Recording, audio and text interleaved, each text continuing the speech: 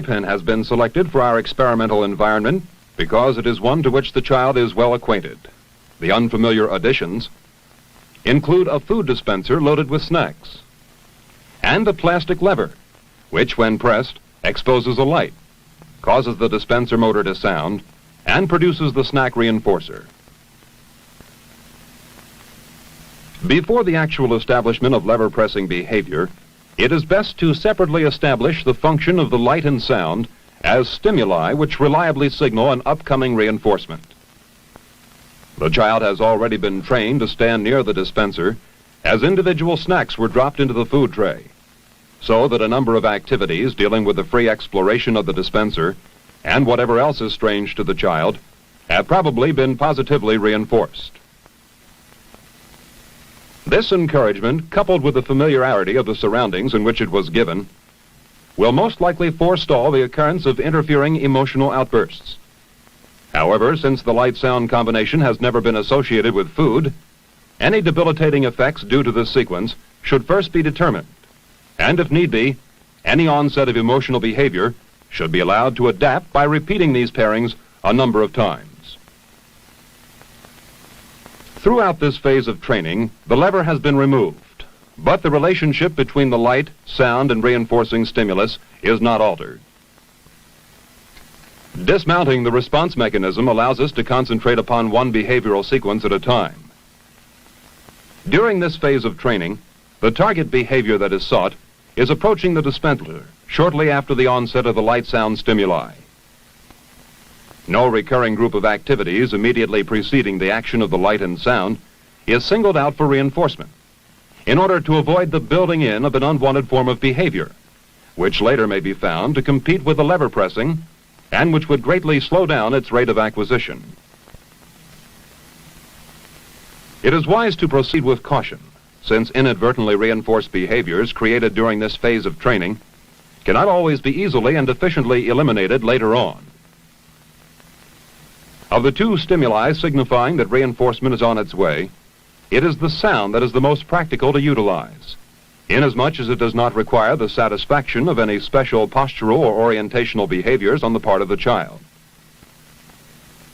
Nevertheless, the light, although employed here primarily for purposes of visual illustration, can also be expected to gain control over performances which involve approaching the dispenser.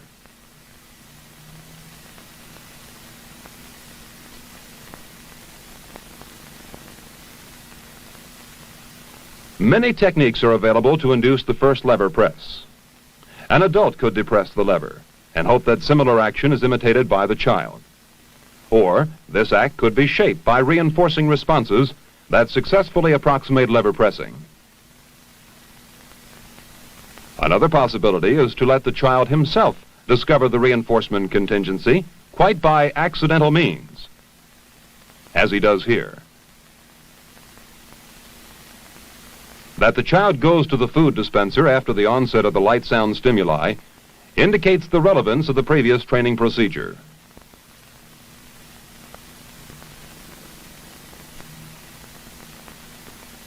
Now that the child is acquainted with his surroundings and a few lever presses have been reinforced, we can anticipate dramatic changes in the acquisition process.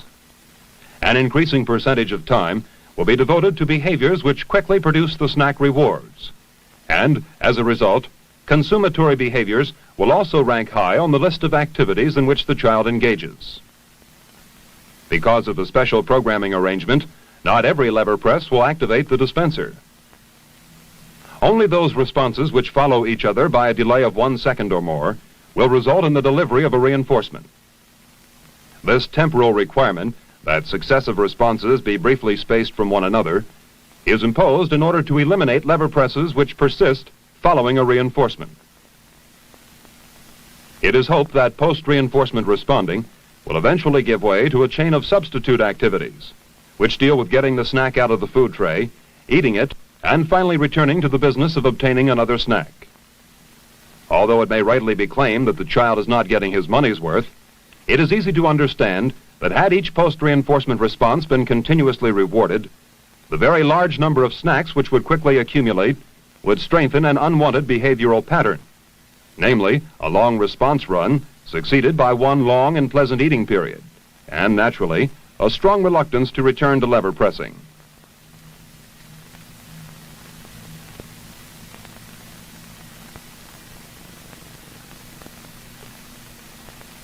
As responding becomes more economical, we can intensify the frequency of lever pressing by dispensing snack reinforcements only after a certain fixed number of responses have been emitted.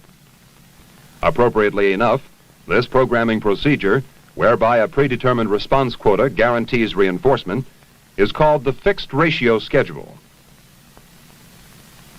We will readily recognize the properties of fixed ratio schedules in many performances which are paid off on a piece rate basis. The faster one works, the more one may earn. The size of the ratio of responses to reinforcement may be set to any value, but if we wish to promote smooth and sustained performance by fixed ratio schedules, it is best to keep the quota low in the beginning and to gradually raise the stakes. Behavior under the control of fixed ratio schedules occurs in an all-or-none manner. Once responding starts, it is maintained at a high and uniform rate, with an absence of responding usually seen at a time following receipt of reinforcement.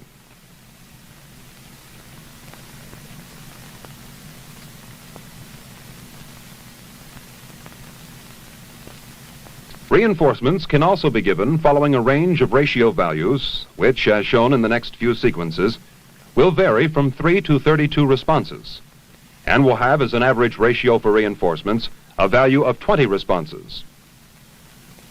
Under this arrangement, known as the variable ratio schedule, reinforcements are still determined by the number of responses emitted. But this number will change from one reinforcement presentation to the next. Thus, unlike extended fixed ratio training, the organism will be unable to discriminate the size of successive ratio values. The result of variable ratio training is a sustained flow of behavior emitted at a vigorous and steady clip. Now that we have built a repertoire of high-rate responding, suppose we ask the child to drastically change his style and greatly slow down the pace. This may be done by not reinforcing lever presses, unless they are separated at an appropriate interval from each other. It will be recalled that this procedure was employed earlier to eliminate post-reinforcement responding. Then, as now, the child must wait a certain time before a response will be reinforced. Previously, the interval was meager, requiring only a 1-second wait. But now, the delay conditions are made much more severe. The child must refrain from responding for at least 12 seconds if he is to earn a reinforcement. The behavioral history of control by fixed ratio and variable ratio schedules makes the task that lies ahead exceedingly arduous and frustrating. Every time the lever is struck, a clock is reset and begins again to time out. If no further responses are made, the clock will automatically run its course unhampered and count down to 0 seconds. Then a reinforcement is programmed, and the first response occurring any time afterwards will activate the dispenser. Thus, the child is actually penalized for responding before the timeout period, since each lever press resets the clock and postpones reinforcement. The delivery of reinforcements in this situation is a joint function of two factors: an abstention of lever pressing for at least 12 seconds, and a single depression of the lever following that time interval.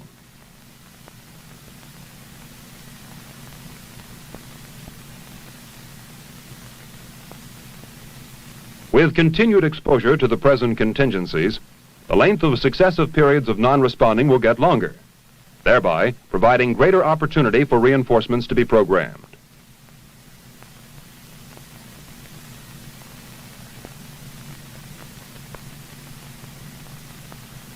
Right about now, 5 seconds have expired without a lever press, and if the child should pause for another 7 seconds more, the next response will bring a payoff.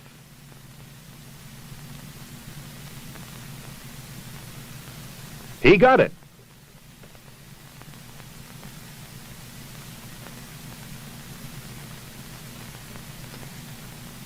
When the toddler is again placed in the experimental setting and reinforcements are scheduled as before, that is dependent upon the first lever press having an inter-response interval of 12 seconds, there is a return to the high rate of responding seen during the variable ratio regime and during the initial exposure to these new conditions. At this time, however, the child quits responding earlier, and some telltale signs that are occasionally associated with extinction make their appearance.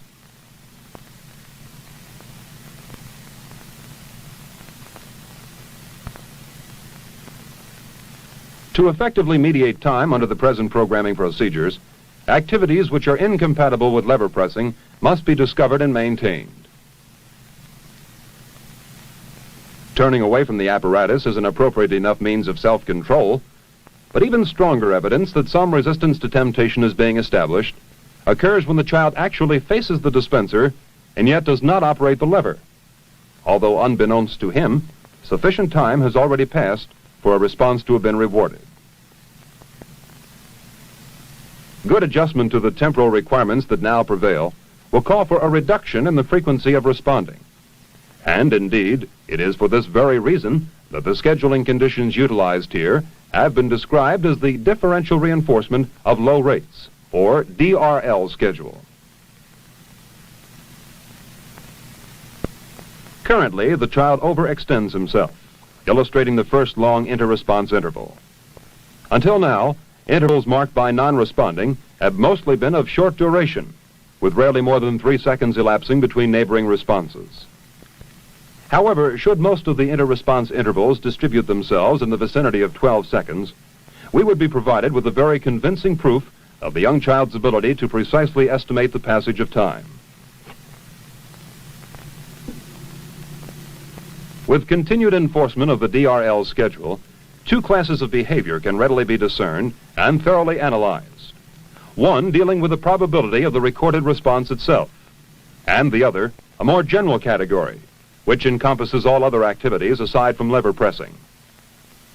It is difficult to specify ahead of time the exact form and frequency of these other behaviors, since no contingency has been deliberately programmed to exert control over them. Nevertheless, it is possible for a highly ritualistic pattern of idiosyncratic behavior to emerge without forewarning and completely dominate what is done during the DRL interval. All that may be necessary for these time-consuming antics to grow in strength is a chance occurrence between them and a reinforced lever press. It is much too early to gauge the success of these accidental pairings and the life of the superstitions they foster. But even if these overt behaviors fail to materialize, there are many sources of internal stimuli which can help modulate the passage of time during the DRL schedule. A number of attempts must be provided in order to overcome the interfering behavioral effects produced by prior schedule conditions.